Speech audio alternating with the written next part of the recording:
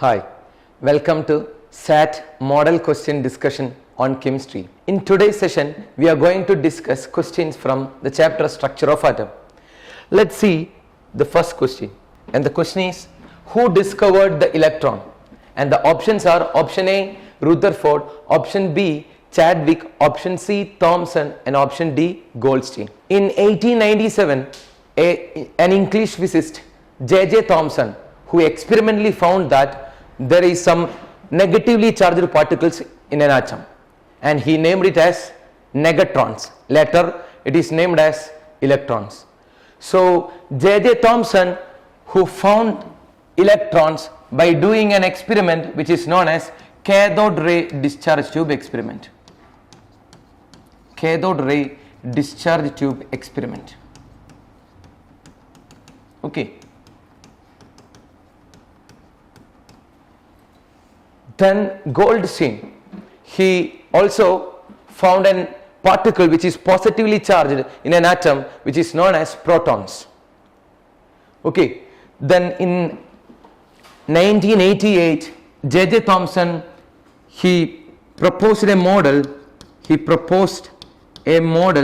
an atom model, which was the first atom model known as plum pudding model,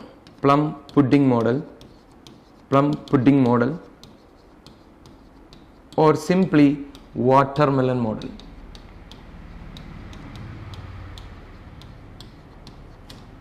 Okay. In this model, J.J. Thomson said that atom is just like a watermelon, and the protons in the atom are just like the red flesh that we are eating in the watermelon, just like this. If this is a watermelon, then this is an atom, consider this is an atom, then the protons are uniformly distributed in the atom.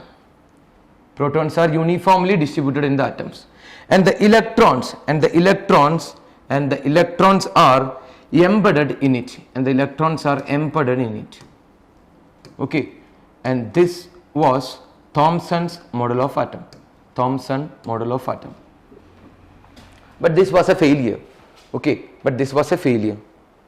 So here we discussed about the discovery of electron. In the discovery of electron, J.J. Thomson, who was an English physicist, he experimentally found that there are some negatively charged particles in an atom, and the negatively charged particles are known as electrons. Okay, so who discovered the electron? It's J.J. Thomson. And moving on to the next question, which of the following is an incorrect statement in reference with observation in Rutherford's alpha particle scattering experiment? Option A, some of the particles rebound after hitting the gold foil. Option B, some of the particles deflected from their path. Option C, some of the particles not pass through the gold foil. And D, most of the particle pass straight to the gold foil. So you can be answered this question, but only after studying an experiment which is known as alpha ray scattering experiment, which was done by Ernest Rutherford. And what was the experiment? There was a source. Okay, there was a source, and from the source there are some alpha rays, and it is moving on to the gold foil. It's a gold foil. Okay, it's a gold foil, and there is some fluorescent screen around the gold foil, and he experimentally found that there were some glow behind the foil. On the fluorescent screen. And what were the observations he can made here? And the first observation was, most of the alpha particle passed through the gold foil without any deflection. The most of the alpha particle that are coming towards the gold foil, most of them were passed without any deflection.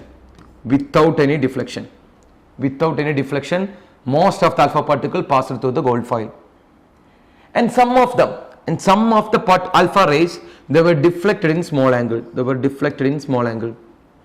Okay, some of the alpha particles, they were deflected in small angles, and very few of them were bounced back, and very few of them were bounced back. Okay, so these were the observations of Rutherford's alpha ray scattering experiment. Okay, what were the observations? The first observation was the most of the alpha particle passed through the gold foil without any deflection. Okay, and the second observation is some of the alpha particle were deflected in small angle, and the third observation is very few of them were bounced back. Okay, then back to the question. First option, some of the alpha particles rebound after hitting the gold foil. Is that right? Yes, it's correct, because when alpha particles passed through the gold foil, most of them were passed, but very few of them were rebound. Okay, so option A is right. Option A is correct. And option B, what about option B? Some of the particle deflected from their path. Right, it is also correct, because when alpha particles are moving towards the gold foil, some of the alpha rays were deflected in small angle. So it is also right. And option C, some of the particles not pass through the gold foil. That was wrong, because when we put some alpha rays on gold foil, all of the alpha rays were passed through the gold foil, but there are some deflections. Okay, but there are some deflections. So the option C, some of the particles not pass through the gold foil, is wrong. Okay, is wrong. And what about D? Most of the particle passes straight through the gold foil. Right, that was the first observation we discussed. Most of the alpha particle passed through the gold foil. Okay, so these are the observations, and the correct answer for this question is option C. Okay, and moving to the next question. Rutherford's alpha particle scattering experiment was responsible for the discovery of option A, atomic nucleus, option B, electron, option C, proton, and option D, neutron. Okay, in the previous question we discussed the experiment which is known as alpha rays experiment done by Rutherford. On the conclusion of this experiment, he concluded that there are some positively charged particles, there are some positively charged center. Okay, there are some positively charged center in an atom. So the conclusion is atom has a positively charged center. Since the most of the alpha particle passed through the gold foil without any deflection, the positively charged center is very small. Okay, and the positively charged center is known as atomic nucleus. So the result or the conclusion of Rutherford's alpha ray scattering experiment was there are some positively charged nucleus in an atom. Okay, there are some positively charged nucleus in an atom. So the answer is atomic nucleus. Option A, atomic nucleus. So the answer is option A, atomic nucleus. Okay, then next question. Which scientist gave the concept of fixed energy levels around the nucleus? Okay, which scientist who gave the concept of fixed energy levels around the nucleus? Okay, while studying the chapter structure of atom, you will go through some models, atomic models, right? For example, the first model you will study is Thomson model. Okay, that we are already discussed. Thomson model. Okay, Thomson model. And the second model is Rutherford's model. Rutherford's Rutherford's model of atom, which is known as nuclear model of atom. And the third one is Bohr's model. The third one is Bohr's model. Okay. So for answering this question, we need to know about Bohr's model. In Bohr's model, Niels Bohr, a scientist who gave some conclusions that in an atom there are some well-defined path. There are some well-defined path in which the electrons are revolving, okay, around the nucleus. There are some well-defined path, right? Well-defined path with some definite energy. These paths will have some definite energy, okay, constant energy, and these paths are known as orbits.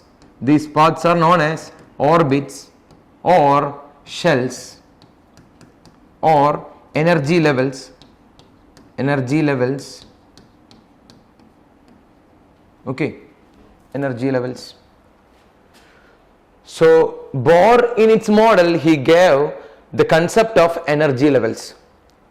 Okay, electrons are revolving around the nucleus in a well-defined path, and that definite path with some definite energy is known as energy levels. Okay, so who gave the concept of energy levels? It's Niels Bohr. Option B is the correct answer, Niels Bohr. Okay, and the next question: what prevents an atom from being collapsed? Option A, the nuclear forces. Option B, movement of electrons in discrete energy levels. Option C, the electron-electron repulsions. And option D, all of these. Okay, the question is about the collapsing of an atom or the instability of an atom.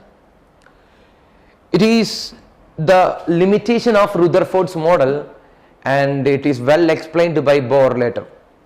Okay, so what was the reason? What was the reason behind the instability or the stability of atom? It can be discussed as, according to Rutherford's model of atom, electrons are revolving around the nucleus. Okay, electrons are revolving around the nucleus. But in Maxwell's electromagnetic theory, he suggested that when a charged particle like electron moved or revolving, they will lose some energy. Okay, when a charged particle like electrons, when they are revolving, they will lose some energy. Okay, they will lose some energy. And after losing energy, the electrons will collapse into the nucleus. Okay, the electrons will collapse into the nucleus. But this is not happening. Actually, this is not happening in an atom. That is, atom is stable. Why? According to Rutherford, electrons are revolving. But in Maxwell's condition, in Maxwell's electromagnetic theory, Maxwell suggests that when electrons or like charged particles, when they accelerate, okay, when a charged particle accelerate, they will lose some energy. Okay, they will lose some energy and eventually they will collapse into the nucleus. But this is not happening. Atom is stable. Why? Niels Bohr explained it. Niels Bohr suggests that in an atom, electrons are revolving around the nucleus.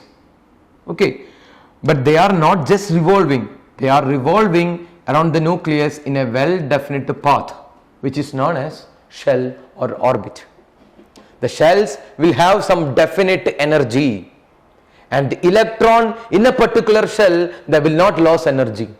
Okay, and these concepts were answered the stability of atom. That is, what prevents an atom from being collapsed? Option A, the nuclear forces. Is that right? No. Option B, movement of electrons in the discrete energy level. Yes, that's the answer. Because in an atom, according to the Bohr's model, in an atom, electrons are revolving in some definite path. with some definite energy. Okay, they are known as energy levels. So the electrons are revolving around the nucleus in some definite energy levels. That's why they will not lose energy and they will not collapse into the nucleus. Okay, that's it. So the answer is option B.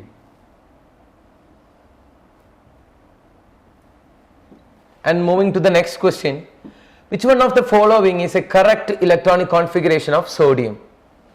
Okay, for answering this question you have to know about the electronic configuration. Okay, shell electronic configuration. In Bohr's model, Bohr suggested that there are some energy levels around the nucleus. Okay, so just like this, we can draw a Bohr model. This is the nucleus, and around it there is some shells, the first shell and second shell and third shell, and the first shell is known as K, and the second shell is known as L, and the third shell is M. Okay, so in the first shell only 2 electrons are, first shell can occupy only of 2 electrons. The first shell can occupy only of 2 electrons, and the second shell, the L shell, the second shell, it can occupy an electron of, it can accommodate an electron of 8 electrons. 8. Okay, 8. Okay, 8. So there is some equation for finding the number of electrons in a particular shell. It is 2n square. Okay, 2n square. It is 2n square. By knowing this equation, you can easily find the number of electrons in a particular shell. In the first shell, if n equal to 1, n equal to 1. So the number of electron is 2 into 1 square, that is 2. That's it. The first shell will contain 2 electrons. Okay, and in the second shell, that is n equal to 2, the number of electrons will be 2 into 2 square. What is 2 square? It's 4. 4 into 2, it's 8. So in second shell there are 8 electrons. Second shell can accommodate 8 electrons. Okay, and in third shell, that is n equal to 3, there are 3 into 3, 2 into 3 square. 3 square 9, 9 into 2 18. So in third shell can accommodate electrons of 18. Okay. So similarly you can write the electronic configuration just like, and in the question they asked about the sodium atom.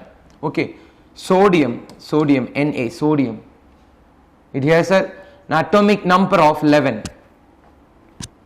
and the electronic configuration will be, if the atomic number is 11, it consists of 11 electrons, right? If the atomic number is 11, the sodium consists of 11 electrons. So in the first shell it will fill 2 electrons. Okay, in the first shell it will fill 2 electrons, and in the second shell maximum of 8 electrons they can fill. So in the second shell it will fill 8 electrons. So total number of electrons filled here are 10. 2 plus 8, 10. 1 electron is remaining. So that will be filled in the next shell, that is in the third shell. Okay. So the electronic configuration of sodium is 2, 8, 1. That indicates first shell contains 2 electrons, second shell contains 8 electrons, and the third shell contains 1 electron. Okay. So that's the electronic configuration of sodium. So the answer is option D, 2, 8, 1.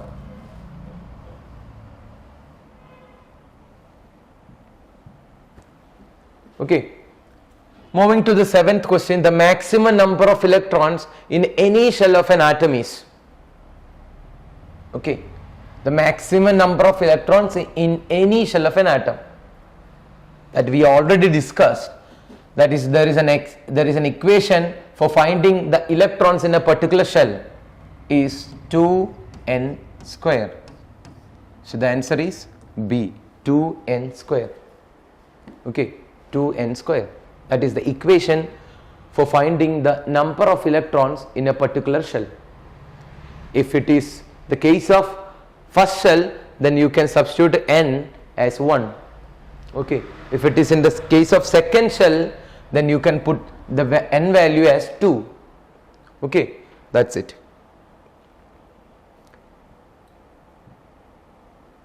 And the 8th question, what property of an element determines its chemical behavior? Option A, size of an element. Option B, valency of an element. Option C, molar mass of the element. And option D, none of this. Okay, in this question they asked about the chemical behavior, the factor that influence the chemical behavior of an atom. Okay, for any atom, their chemical behavior or chemical properties, it will depends on the electronic configuration. Okay, but there is no option like electronic configuration, right? Then what will be the correct answer? It's valency. It's valency. What is valency? What is valency? Valency is the combining capacity of an element. Okay, valency is the combining capacity, that is the number of electrons that an atom can donate or gain or shared. Okay, it is the number of electrons that an atom can gain or lose or shared. That is valency. Okay, so valency can be found from the electronic configuration. For example, sodium. Okay, for example, sodium. Atomic number 11, electronic configuration 281. For being stable, sodium has to remove one electron. Okay, right? So the number of electrons removed is 1, right? Number of electron removed is 1. So the valency is also 1. So the valency is also 1. So valency can be determined from the electronic configuration. Electronic configuration of an element determines the chemical behavior. So the answer is option B, valency of an element, because depending on the valency, the chemical behavior of an atom can be changed. They can donate, they can accept, they can share. Okay, like that. That's it. So the answer is valency of an element.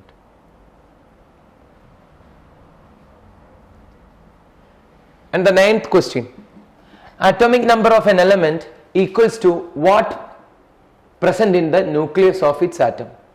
Okay, atomic number of an element equals to option A, protons, option B, electrons, option C, both of them, and option D, none of them.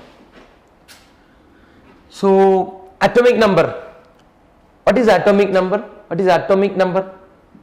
Atomic number that can be represented as Z is equal to the number of protons. Okay, number of protons, okay, which is also equal to number of electrons, because number of protons and number of electrons in a particular atom is same. But there is a condition, the atom should be neutral. The atom should be neutral, otherwise it will not be equal. The number of protons and number of electrons will not be equal. Okay, but for a neutral atom, the number of protons and number of electrons are same, and the number of proton defines atomic number. So what is atomic number? It is equal to number of protons, and which is also equal to number of electrons. But in the question, it is clearly asked atomic number of an element equals to what? Present in the nucleus. That's the point, present in the nucleus. Okay, so protons and electrons, which are present inside the nucleus? It is protons. Okay, protons are present inside the nucleus. Okay, electrons are revolving around the nucleus, outside, around the nucleus, and protons are present inside the nucleus. So atomic number is equal to what present in the nucleus? It's protons. So the answer is option A, protons. Okay. And do you know the term mass number? What is mass number? And mass number that can be represented as A is equal to number of protons plus number of neutrons. Number of protons plus number of neutrons. Okay, that is mass number. And an element can be represented as like this. An element, suppose X is the element, it's a symbol of element, then the atomic number is written in the left bottom, and mass number is written in the top left or top right, left or right. Okay, so that is a representation of an element. An element can be represented as the symbol and the atomic number in the left bottom and the mass number in the left top or right top. Okay, that's it. For example, like carbon's atomic number is 6 and the mass number is 12. Okay, and sodium atomic number is 11, mass number is 23. Okay, that's it. So the answer is protons. And moving to the last question, 10th question. N715 and O816 are pair of option A, isotopes, option B, isobars, option C, isotones, and option D, none of this. What are isotopes? What are isotopes, isobars, isotones? What are isotones? Let's see. Isotopes are elements having same atomic number but different mass number. For example, H11, H12, H13. Okay, these are isotopes of hydrogen. Why? They have same atomic number, right? Same atomic number but different mass number. Okay, different mass number. So elements having same atomic number but different mass number is known as isotopes. Same atomic number but different mass number. Okay, different mass number. That is isotopes. And what are isobars? What are isobars? For example, C614, N714. Okay, C614 and N714. And here you can see that the atomic number is different, but the mass number is same. Okay, so what are isobars? Isobars are elements having same mass number but different atomic number. They have same mass number but different atomic number. Okay, these are isobars. And what are isotones?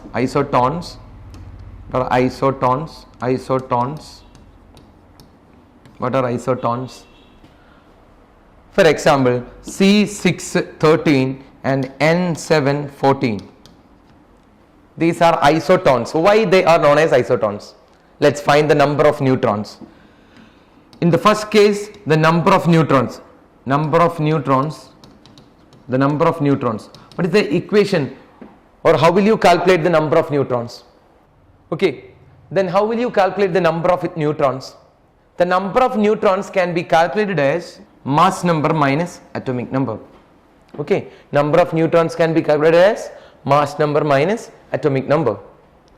So here in the first case, what was a mass number in case of C613? What is the mass number? Mass number is 13. Okay, C6, in case of C613, the mass number is 13 and atomic number is 6 and the answer is 7. And in the case of nitrogen, in the case of nitrogen, the mass number is 14 and the atomic number is 7. So the answer is 7. So here, what is the relation between these two elements? They have same number of electrons, right? They have same number of electrons. They have same number of electrons. So elements having same number of neutrons are known as isotons. So back to the question, coming back to the question, here you can see there are two elements, that is, the first one is nitrogen 715 and the second one is oxygen 816.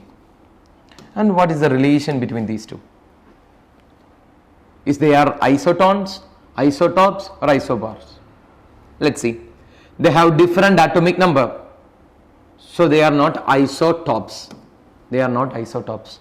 They have different mass number, so they are not isobars. Then you can see the number of neutrons. Number of neutrons n is equal to 15 minus 7. 15 minus 7, that is 8. And here in the case of oxygen, the number of neutrons is equal to 16 minus 8, that is 8. So the number of neutrons are same. If the number of neutrons are same, then you can call them as isotons. So the correct answer is isotons. Okay.